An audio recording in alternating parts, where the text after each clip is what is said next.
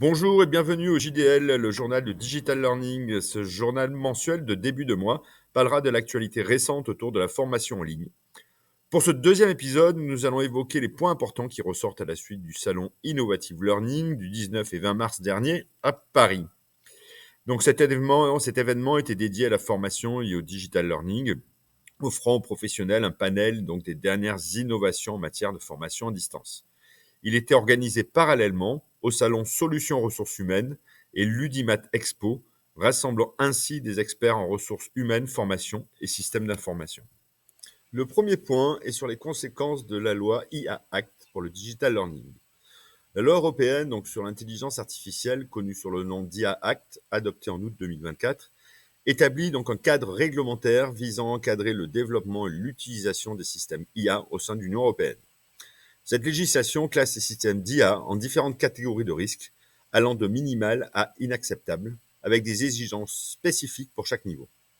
Dans le domaine du digital learning, l'IA est de plus en plus utilisée pour personnaliser les parcours pédagogiques, automatiser les évaluations et améliorer l'expérience des apprenants. L'IA Act impacte directement ces applications en les classant potentiellement comme à haut risque en raison de leur influence significative sur les parcours éducatifs des individus. Les fournisseurs de solutions de digital learning devront désormais se conformer à des obligations strictes, notamment en matière de transparence des algorithmes, de gouvernance des données et de supervision humaine.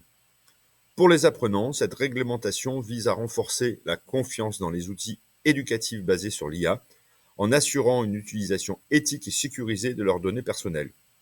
Ils bénéficieront d'une grande transparence sur le fonctionnement des systèmes IA et de la possibilité de comprendre les décisions affectant leur apprentissage.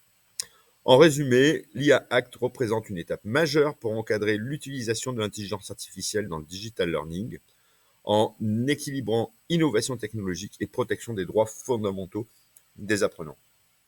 Le deuxième point est la remise des trophées du Digital Learning 2025 organisée par la FEFOR. Le 20 mars, j'ai assisté avec plus de 150 responsables de formation à la remise officielle des trophées de Digital Learning 2025, qui était la 7e édition.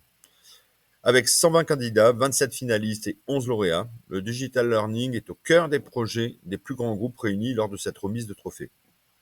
L'ensemble des lauréats, pour la plupart des responsables de formation et des ingénieurs pédagogiques, ont utilisé la gamification, le podcast, le storytelling, des simulations interactives et immersives, de la réalité virtuelle, de la FEST couplée au digital, du micro et mobile learning et des serious games. Donc on peut voir que l'ensemble des dispositifs engageants et ludiques ont été mis en place et ainsi récompensés. Parmi les lauréats, Schema Business School s'est distingué en remportant pour la 2e année consécutive le trophée de l'innovation pédagogique dans l'enseignement supérieur. Nous avons également le groupe L'Oréal qui a obtenu 2 prix. L'expérience apprenante pour son projet Jane IA for All, visant à former les 60 000 collaborateurs à l'IA générative grâce à une approche immersive et pratique avec des simulations interactives adaptées au quotidien des apprenants, ainsi que le prix déploiement et communication pour son projet 3D Skill de déploiement d'une organisation skill-based avec un modèle en 3 étapes et avec un référentiel de 578 skills. Bravo à tous! Le troisième point est sur l'avenir des outils RH et du digital learning associés à l'IA. On peut imaginer un monde où les processus RH et pédagogiques seront profondément interconnectés grâce à l'IA. Dès le recrutement, chaque candidat bénéficiera d'un parcours totalement personnalisé, basé sur l'analyse prédictive de ses compétences et de son potentiel.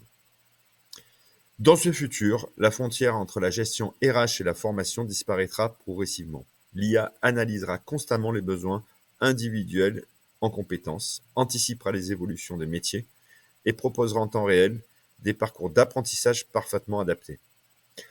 Le digital learning sera immersif, utilisant la réalité augmentée et virtuelle pour simuler des environnements professionnels réalistes où chacun pourra acquérir et renforcer ses compétences. Ces outils intelligents s'amélioreront continuellement, apprenant de chaque interaction pour devenir plus efficaces. La formation deviendra prédictive, l'IA anticipera les compétences nécessaires avant même que les besoins ne se manifestent clairement. Bien sûr, cette vision ambitieuse s'accompagnera de défis éthiques et humains majeurs, notamment en matière de protection des données, d'équité, d'accès. Cependant, si ces aspects sont soigneusement encadrés, l'association des outils RH, du digital learning et de l'IA pourrait véritablement révolutionner notre façon de travailler, apprendre et évoluer au sein de nos organisations en plaçant plus que jamais l'humain au cœur de la technologie. En conclusion, comme pour le salon du Learning Tech, l'IA est dans tous les outils RH et du learning. Ce n'est plus une surprise, mais les entreprises gagnantes du trophée du Digital Learning 2025 ont montré que c'est bien l'intelligence humaine, les échanges entre pairs et les innovations sans l'IA qui proposent aujourd'hui les meilleurs dispositifs de formation. Merci d'avoir suivi ce journal du Digital Learning. J'espère que cela vous a plu. Ce journal est mensuel. Il vous tiendra donc informé des dernières actualités en matière de Digital Learning. On m'a conseillé donc de mettre un bulletin météo à la fin de ce journal. Donc voici la météo du Digital Learning. Bonne journée à tous.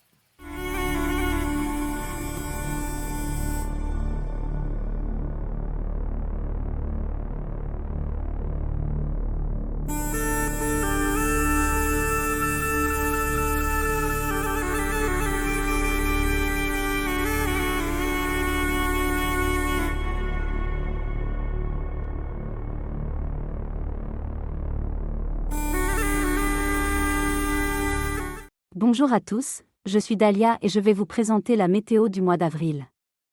Grand soleil sur l'IA générative, avec de plus en plus d'outils à intégrer en formation, sur les podcasts qui ont vraiment le vent en poupe ainsi que pour la gamification au cœur de plus en plus de projets.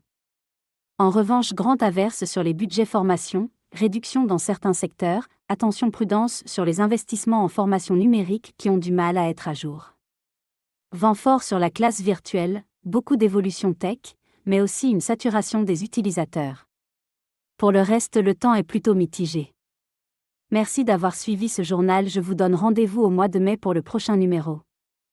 Vous pouvez en attendant aller sur learninggate.fr pour consulter les nombreuses ressources mises à votre disposition. Bonne journée.